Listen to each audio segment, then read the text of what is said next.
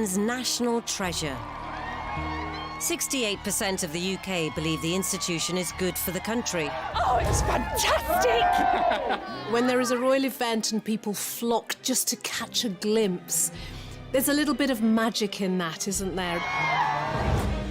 In an era that increasingly values merit over birth, has the concept of a royal family grown outdated? Trooping the colour, the Queen's official birthday celebration and the greatest parade of each year in Britain. Or do an adoring public at home? It's this stalwart symbol of what it means to be British.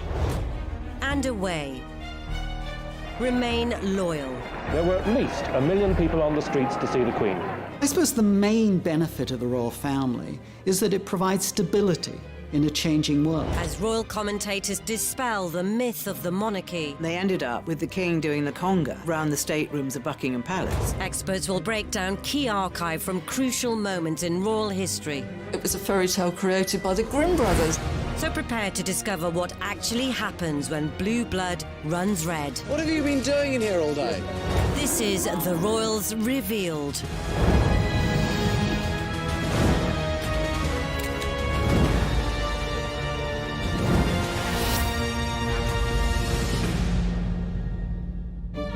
In this episode, we reveal the money the royal family receive is on the up. At the time, an MP famously described it as a golden ratchet. The money would always go up, but never down. The royals carry out 3,500 engagements a year.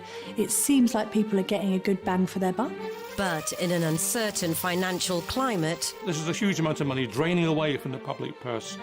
with all the private planes, trains, and pimped-up automobiles, Well, the Queen is the most travelled monarch in all history. Princess Elizabeth and Prince Philip board a plane for the 30,000-mile tour around the world. not to mention the pomp. The royals are like celebrities. When they wear a certain brand of something and we like it, we all want to wear that too, or have a bit of that too, that royal sparkle. Palaces, How did she get those particular properties which are allegedly privately owned? She got them because Queen Victoria and Prince Albert went to Parliament cap in hand. Parliament increased the amount of money they gave to the Queen. What she did was use that extra money to buy Sandringham and Balmoral, which therefore ought to belong to the state. and pageantry that comes with the territory. One of the things about Elizabeth that I've never seen contradicted is the sense that she puts duty first, almost to an insane degree. Are they truly worth it? It's a bad deal in terms of value for money, and the taxpayer getting ripped off. Today, Forbes estimate the wealth of the royal family to be £70 billion. Whilst that might be almost incomprehensible to most people, when the average family lives on just over £30,000 a year, it's not just about the money to us commoners, it's about the age-old principles. Certainly, I think the British look to the monarchy as a beacon of continuity and stability. And because they transcend politics, there's this sense that you're safe with them. That was especially important during the war. Famously, the Queen Mother, when told by her courtiers and the government, look, you must leave the country, she said, the King won't leave London, and so we're not leaving London. And many people have said that gave the royal family at least a century of credit with the British public. The sense of security the royal family brought the nation was symbolised by a show of splendour at Queen Elizabeth's coronation. It was sprinkling some, royal fairy dust on the nation, made everyone happy. So it probably justified paying a bit more money on it in order to make everyone much happier. I was a kid, I saw the coronation, and what really came off at the time of coronation was sweets, which pleased everybody, sweets and biscuits. Though some might argue the expense was elaborate in such austere times. People were on rations just after the Second World War in the run-up to the coronation, but actually the cash was splashed a bit to cheer people up after what had been a really difficult period and have this focus of Britishness, really, a celebration of the pomp and pageantry, which had been partly responsible for helping the Allies to win the war. And it was a tremendous day, and it was a tremendous start to the Queen's to the Queen's reign. And the way to maintain the monarch's new momentum was to get immersed among the masses. Walkabouts were nothing new. King George V, Queen Mary, did walkabouts during their reign. But for the Queen, it was a novel idea. It was something new. It was something that it brought her closer to the people. It brought the people closer to her. Throughout her life as the figurehead of the royal brand, the Queen has notched up over 20,000 engagements during her reign, providing morale boosts to workforces and the public at large. On a visit to Scotland, Queen Elizabeth and Prince Philip visit the ancient kingdom of Fife, coal-rich for over 7 centuries. And to the delight of Scot miners, descend Roth's Pit, newest of the Fife collieries. It's the first time the Queen has ever gone down into a mine. A novel and entertaining experience for all concerned. Elizabeth's white coveralls remained almost spotless, testimony to the modernity of the Roth's mine. She knows that there may be occasions when people see her for one time in their life and talk about it for years afterwards, so she wants to make that memorable. She has made it her mission to be so and has encouraged other members of the royal family to be as transparent and obvious as she has been, so that people feel that they're getting their money's worth and that they're getting to see the royals in action. She is that one constant figure. And I think when you see someone embedded in the culture, you actually get used to them, that they're a trust figure, they're part of the furniture. She's kept abreast with social, economic and political matters in weekly audiences with 14 prime ministers, and ensured the UK remained in close contact with hundreds of heads of state. De Gaulle's visit is a major public event as well, a high ceremonial occasion. With the Queen, he rides in an open carriage, escorted by the household cavalry in full regalia to the palace, through streets lined with curious and cheering Londoners. One of the things about Elizabeth that I've never seen contradicted is the sense that she puts duty first, almost to an insane degree. You know, when you think she's in her 90s and she's still perhaps managing 200 or 300 public engagements a year. It's extraordinary. But whilst all this hard work is clearly vital in terms of maintaining a national identity and the emotional and economic stability that it can be seen to bring, all the public-facing activities come at a price, which some are finding increasingly harder to stomach.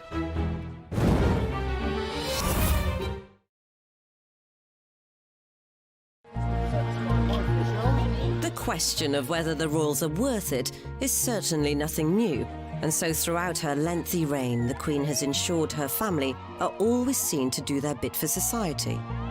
And supporting the community has always been top of the agenda. It was to aid the fund for building a vestry at Crathy Church near Balmoral that members of the royal family and their household helped at a sale of work at Abergeldy Castle. The Queen herself acted as a seller. What a terrific thrill for the customers.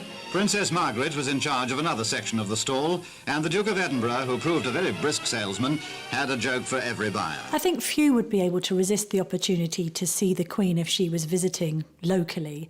Yes, there are Republicans that aren't interested in the monarchy at all, although few of them find fault with the Queen as an individual, because she famously hasn't really ever put a foot wrong.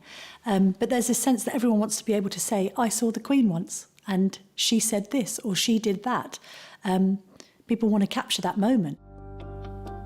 But in order to carry out these duties, the Queen has been entitled to an annual chunk of cash, which has been on the rise for over 250 years. In 1760, the government came to an arrangement with George III whereby the royal lands were handed over to the public, and in return for that, the king at the time was granted money each year to meet his expenses, called the civil list. That existed until really just a few years ago, 2012, when it was replaced by something called the sovereign grant. At the time, an MP famously described it as a golden ratchet. The money would always go up, but never down. And so it's proved.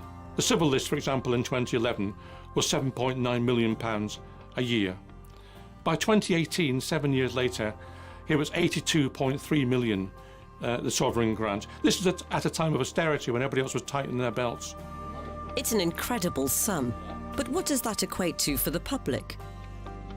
The palace say that the cost of the monarchy is only about £1.20 for every citizen of Britain. Now, that's a little bit misleading and indeed a little bit naughty because it just applies to citizens and not the taxpayers.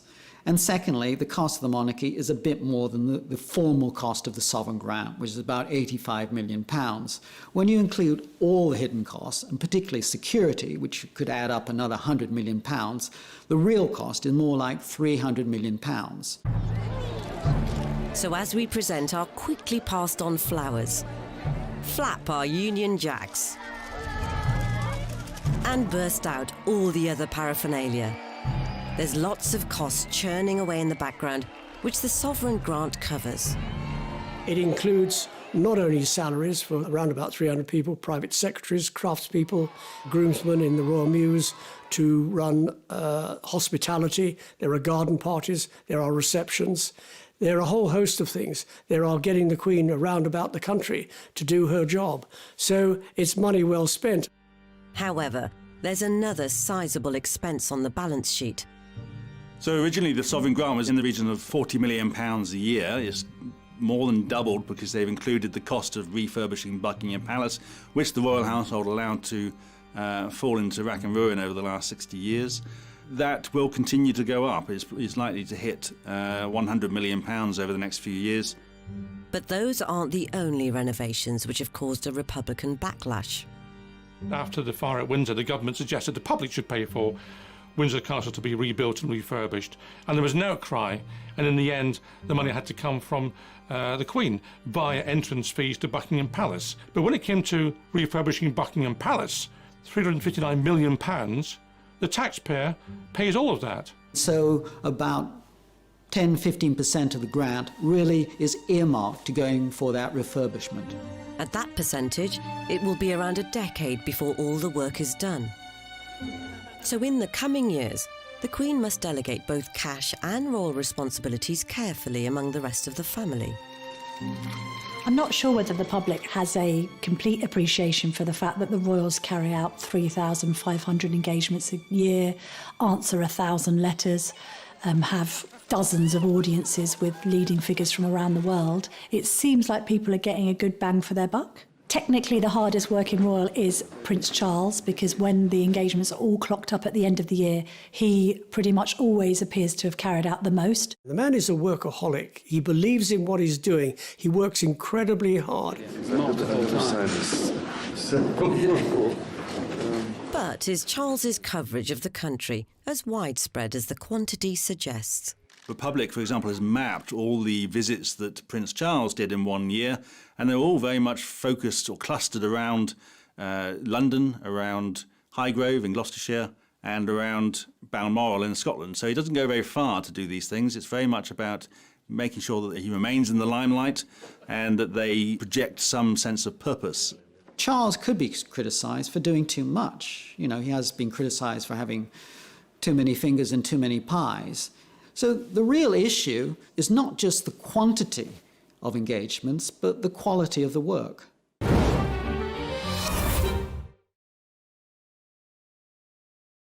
So, are the rest of the firm pulling their weight and adding value to society? Princess Anne is always regarded as a legendary royal trooper because she very much likes to pack the engagements in. And indeed, it's not unheard of for Princess Anne to do 7, 8 or 9 engagements in one day. An impressive stat, yes.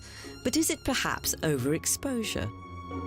People like Princess Anne do diligently go about their business, add value to the charities they support, do so in a conscientious and low-key way. The fact of the matter is, however, that the majority of functions are carried out by those who are quite elderly in the royal family. We don't see the same numbers for the junior royals, including Prince William, who carries out barely 200 functions a year. And there will always be debate as to how large a team the Queen can justify. There are currently 16 members of the royal family who are considered working royals, like Princess Alexandra. Who is Princess Alice, for example? Has anyone heard of her? You know, what does Princess Michael of Kent do these days? You know, why do we need these people? In the past, those titles would have meant something even if you didn't recognise them. I think these days, not recognising them would cause most people to think, well, why are we still paying for them? This isn't just a Republican viewpoint. After the Queen goes, Charles says he wants to slim down the royal family, which is him and Camilla, Kate and William, and their children with the rest of the royals off the payroll. But for those that still live off the sovereign grant and the general financial security that brings, just to recap, 86 million quid at the last count. They're expected to promote the royal brand with dignity, and usually that will involve a stint in the armed forces. The military is a safe option for the royal family. There's no commercial prerogatives. You're kept out of the way. It's always been difficult for members of the royal family to go into business, to go into trade, because people always accuse you of cashing in on your name.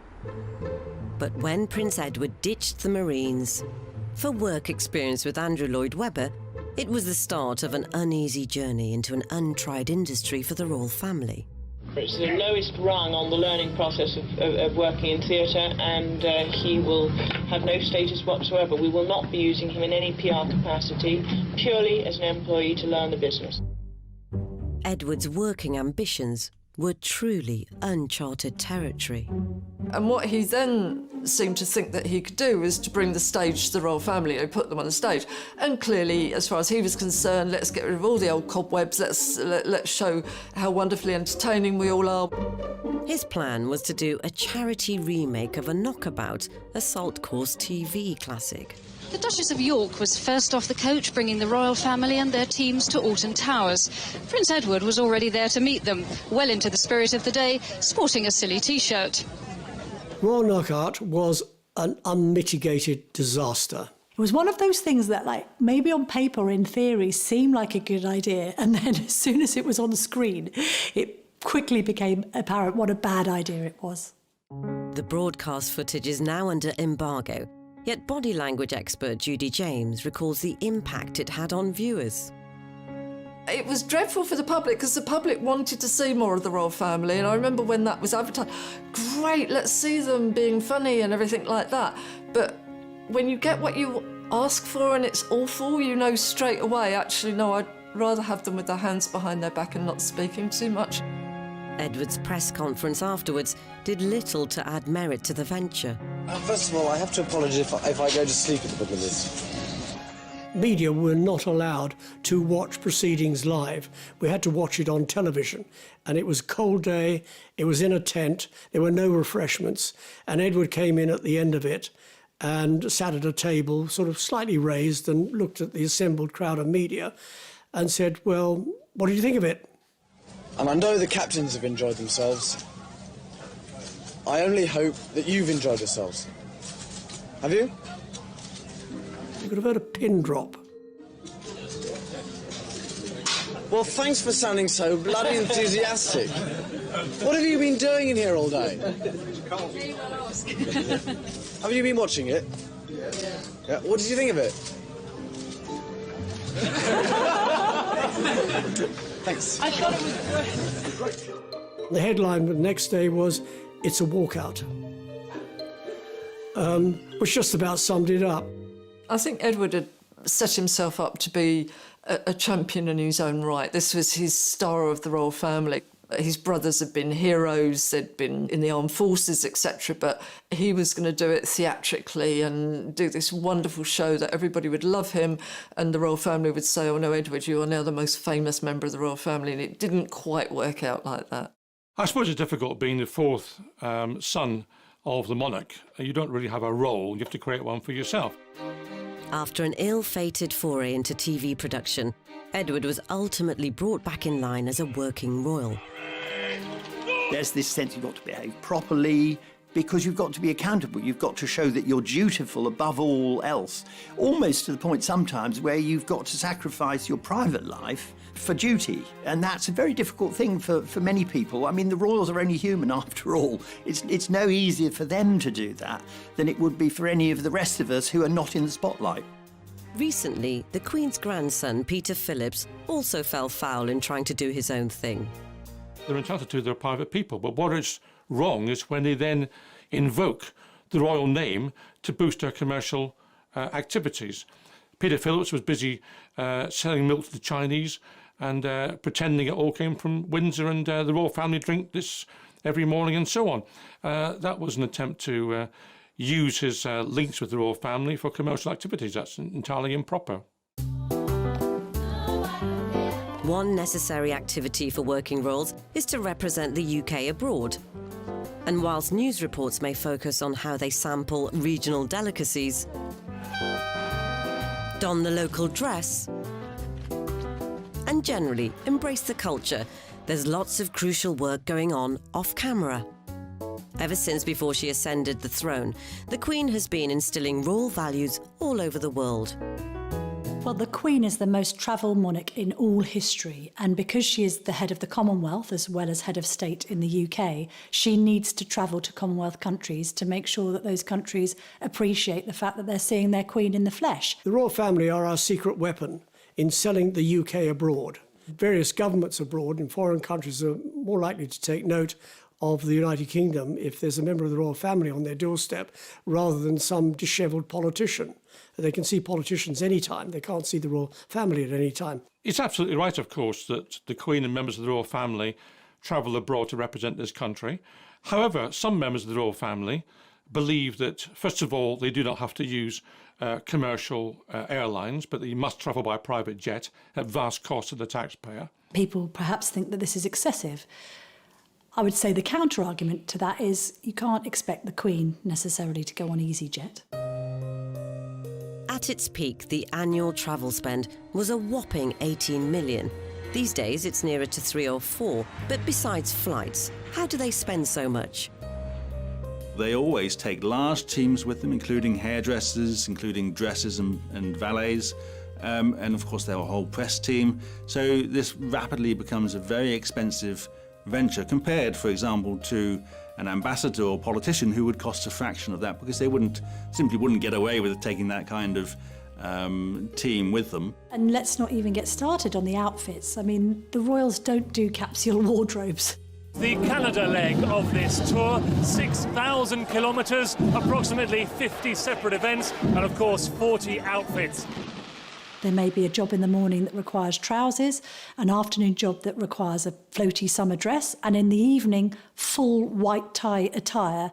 This is a world away from a typical family holiday. It's a family holiday multiplied by the hundreds. Whilst it may seem to cost the earth for the royals to travel the globe, it's all about adding deeper value to the union at large. Absolutely, it's a way of maintaining shared history. Also, it gives a morale boost to countries to see royalty there. It also serves to keep ideas of republicanism at bay. Australia's flirted with the idea of republicanism. Canada's flirted with the idea of it. And it's no surprise, perhaps, that both of those countries have recently been visited by high-profile royals, including the Duke and Duchess of Cambridge and their children. They made it real. They brought the monarchy to the people. With such strong international relations to withhold, it's been integral for the Queen to ensure her representatives maintain her good name. But financial controversies in the recent past have seen the notion of royal entitlements come under fire.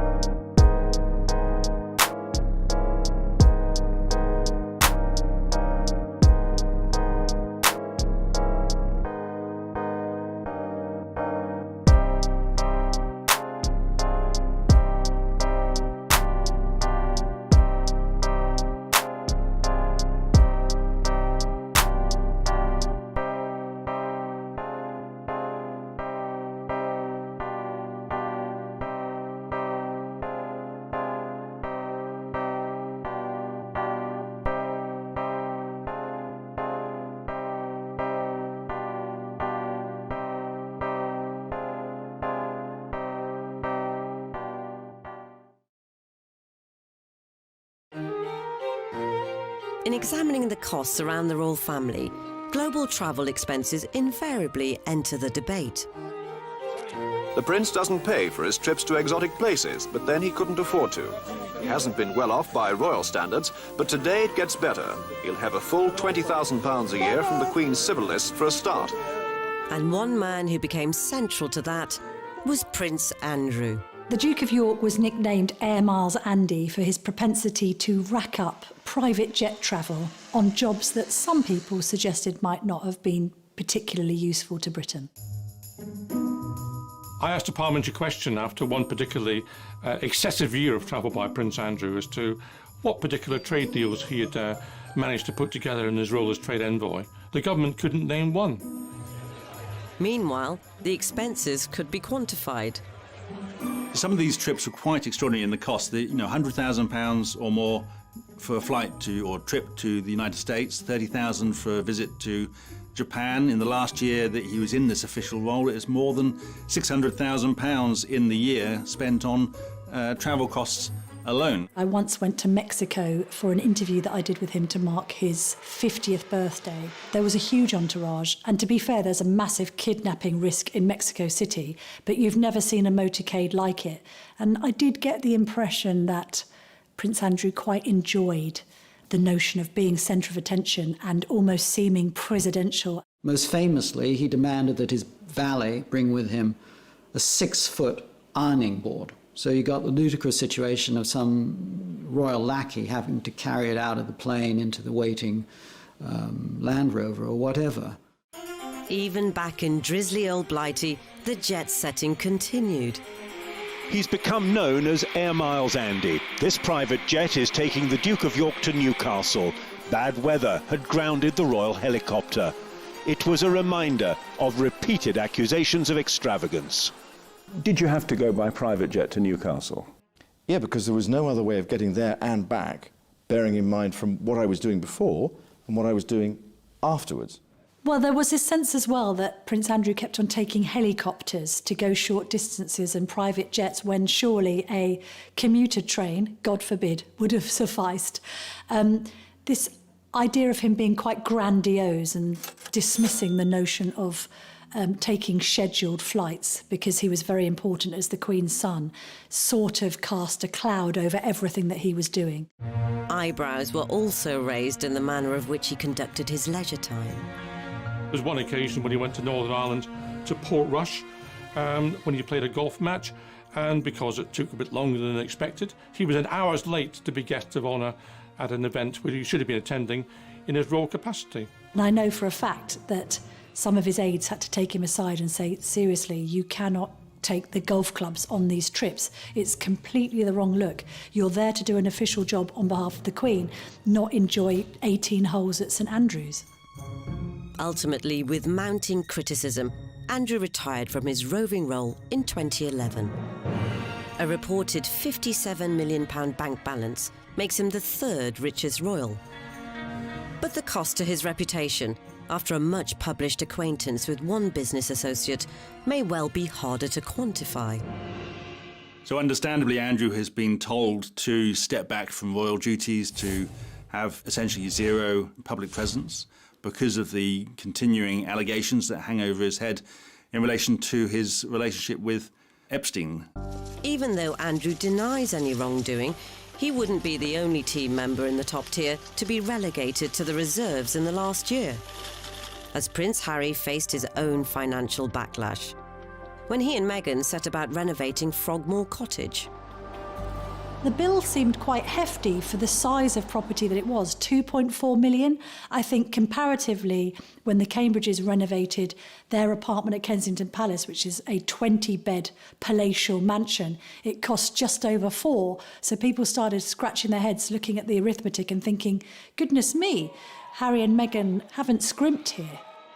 Then, of course, they then abandoned their roles that they had taken on and decided not to use the cottage full-time, but still expected the taxpayer to fund it.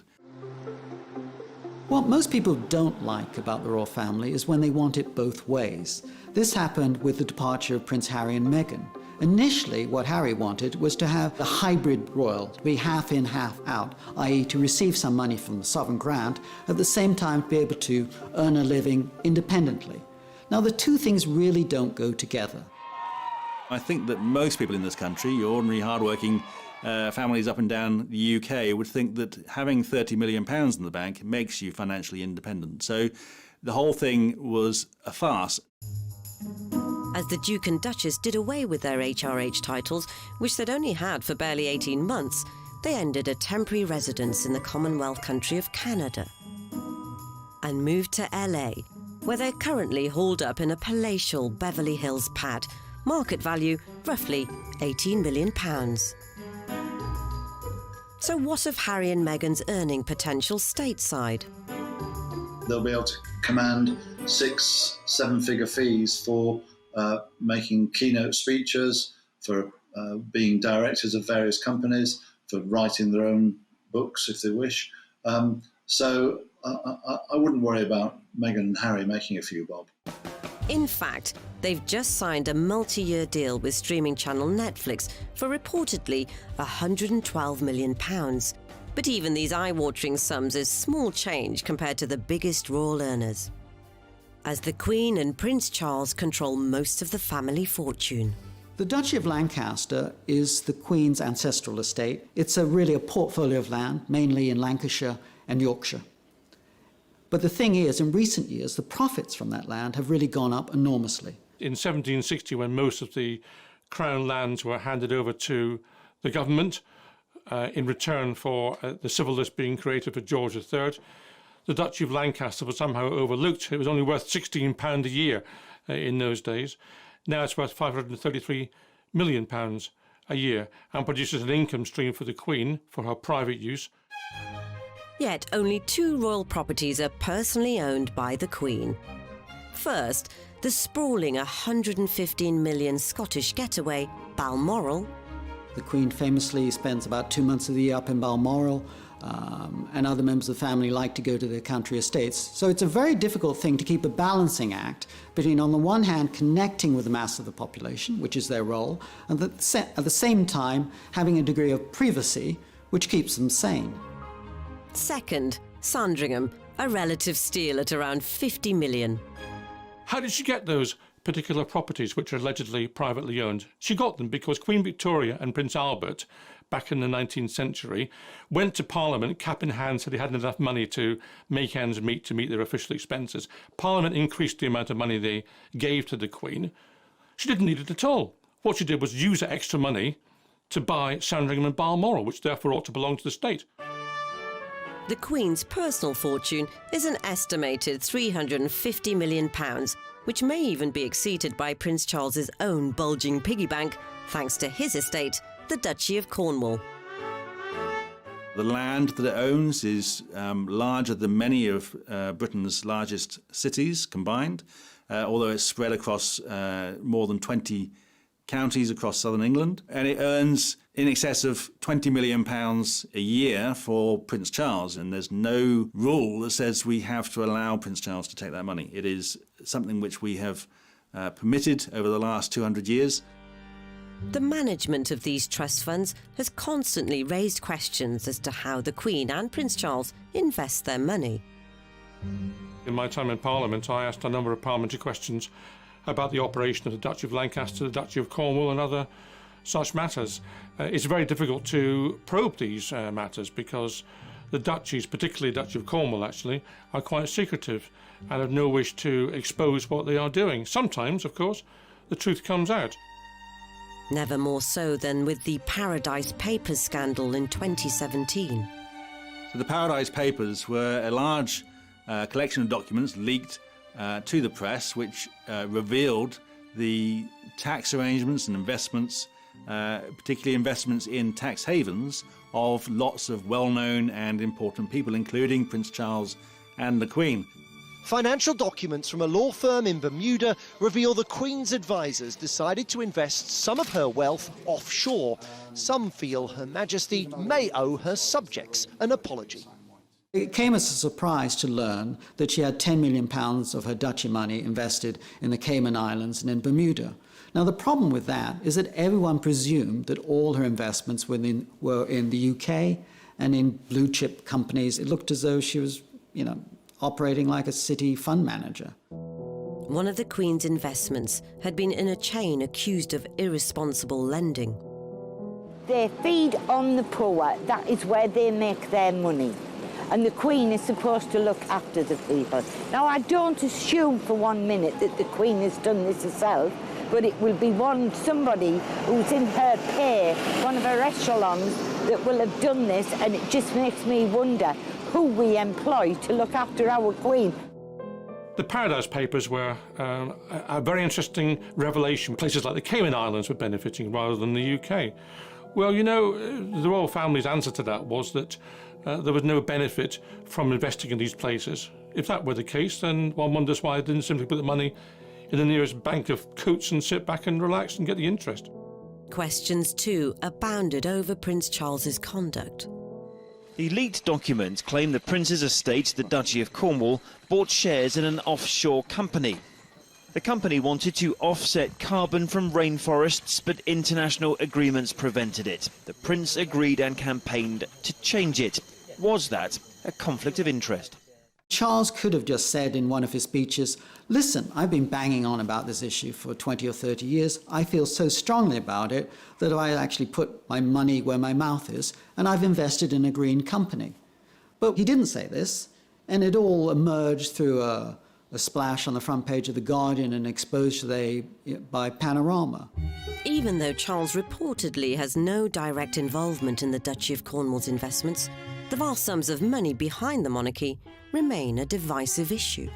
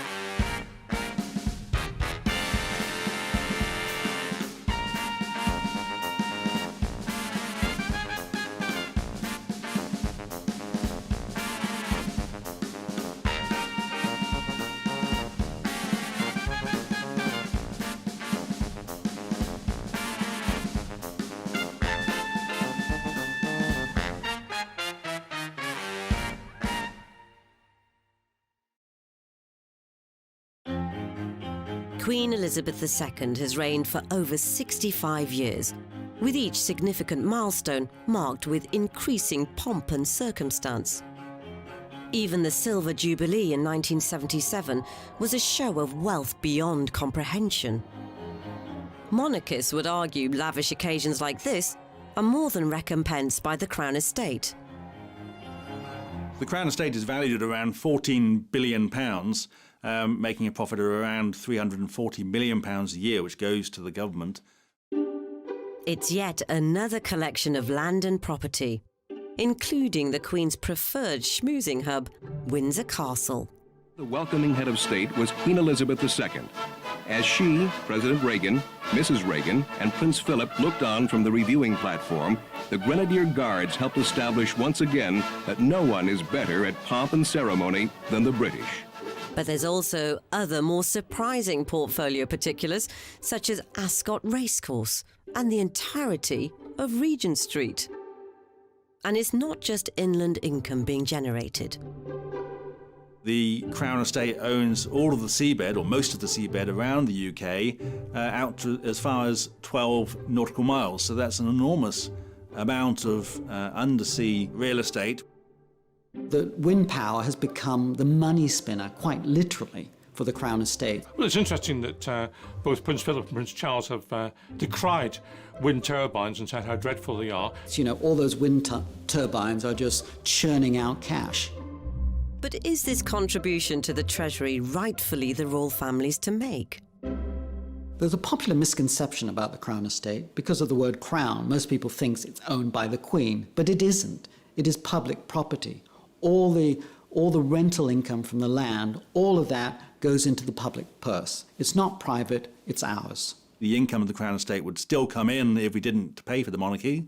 But if people are making that connection, then it is a net loss to the taxpayer. One constantly cited benefit of the royal family to the UK is the boost to tourism. The latest figures suggest that the royal family boosts British tourism by £500 million a year. 2.7 million people visit Buckingham Palace and Windsor Castle on their own, without any encouragement whatsoever. So of course the family is certainly a draw for tourists. The UK's heritage tourism industry is huge and very popular, and people go to those houses, those castles, those grand estates because they're interested in the history, not because of the royal family. We only have to look to Tower of London, which the royals haven't been connected with for centuries. It is number 9 in the list of the top tourist attractions in the UK. Buckingham Palace is number 68, whereas Windsor Castle is 18. So, you know, these attractions are not the big draw that people think they are, and people will still go there. And I imagine in much larger numbers, they would go to Buckingham Palace if it was not being lived in, if you could walk through the front gates, through the courtyard, through the gardens, and through all of the rooms. The third way many believe the royals add value is via the royal brand itself, which covers all those essential milestones the public wants to be part of. Prince William, Baby Cambridge, and the Duchess there, all making their way out like so many families do. I think after George was born, 100-odd million was spent on people buying related trinkets. Equally, we have jubilees and people want to have street parties. They want to go out and celebrate, so they spend more money on booze, more money on food, more money on coronation chicken. And all through their lives, we may copy what the royals wear or partake of items bearing royal patronage. The royals are like celebrities. When they wear a certain brand of something and we like it, we all want to wear that too, or have a bit of that too, that royal sparkle. It's estimated through informal endorsements, royal warrants and other media coverage, the royal family added an extra £887 million to the economy.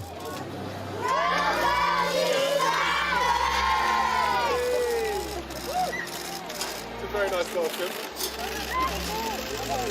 It's been argued that consumers are somehow impressed with or attracted by the royal brand. And again, you know, there is a market for royal brands. There is a market for lots of different brands. But the point is, the monarchy is not there to make us money. It's not there to be a brand. It's there to provide us with a head of state. So then, is there a point to suggest that it's impossible to quantify their true value to the nation? The royals have gone through times of great popularity, and also there have been downturns in their popularity. And I think we do have that two-way relationship, that when they're not meeting our needs as a nation, we can get pretty grumpy about that and let them know. For instance, when Diana died and we didn't see the Queen, I think public pressure was on her to change what she did. And the survival of the monarchy is a bit like maintaining tradition, but showing a willingness to be flexible. And that's what we like. Of course, there will always be doubters. The Queen has done her best for this country, and I think most people recognise the effort she's made to discharge her public duties. But the fact of the matter is that the royal family is, through no fault of its own perhaps, unhelpful to this country going forward. We have to recognise that Britain in 2021 is not the same country as Britain was in 1921. And the royal family, in that sense, holds us back. We have to recognise our new role in the world, not pretend that things have not changed. Maybe it simply boils down to the eccentricities of how the British people lead their lives. People often say, well, you know, the monarchy is part of that quirky nature of British life, but we don't put up with the royals or love the royals because of that quirky nature of the British character.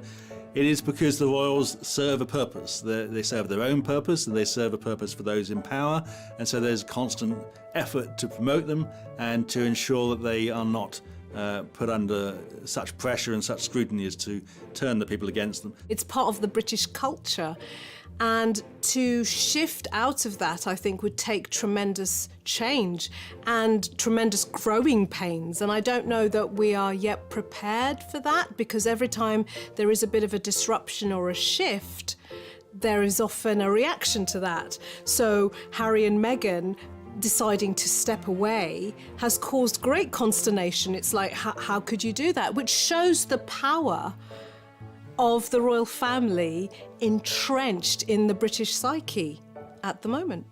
We're told that the royal family is a major asset to this country in terms of the economy.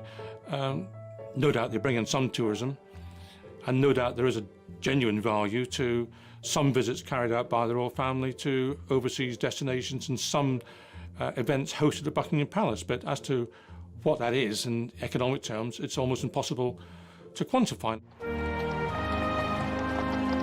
What we do know, with rather more certainty, is how much they cost us. And what we know is that runs into hundreds of millions of pounds each year, and that's a multiplicity of times more than any other royal family in Europe. Do we get value for money? Yes, I believe we do. And I think when people sit down and analyse what they get in return, they will think, yeah, we do pretty well.